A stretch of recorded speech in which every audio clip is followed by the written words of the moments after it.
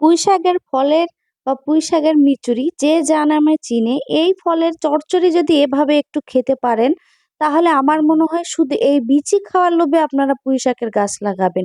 তো সবার ১ম এ আমি পুঁইশাকের এই বিচি একটু ডাঁটা পাতা সহ খুব ভালো করে কেটে ধুয়ে কড়াইয়ে দিয়ে দিলাম। তার সাথে আলু কুচি করে কেটে নিয়েছি, পেঁয়াজ বেশি করে একটু দিয়েছি কাঁচামরিচ, লবণ, হলুদ দিয়ে দিচ্ছি, ধনিয়া গুঁড়া দিয়ে দিচ্ছি, ভাজা জিরা গুঁড়া আর দিয়ে দিচ্ছি রসুন বাটা।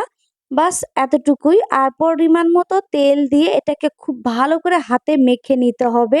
এটা যত ভালো করে হাতে মাখাবেন এই তরকারিটা আপনার তত সুন্দরভাবে নরম হয়ে যাবে। এরপর এখানে পরিমাণ মতো পানি দিয়ে এটাকে জালে তুলে দিব। তার আগে এখানে ছোট মাছ দিয়ে দিচ্ছি ট্যাংরা মাছ।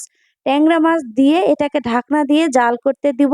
আর খুব ভালো করে এটা জাল করে নেড়ে চেড়ে একদম এরকম করে আ ভুনা করে পুঁইশাকের এটাকে একদম চচ্চড়ি করে নিব। বাস রেডি হয়েছে আমার পুঁইশাকের চচ্চড়ি। আশা করছি ভালো লেগেছে।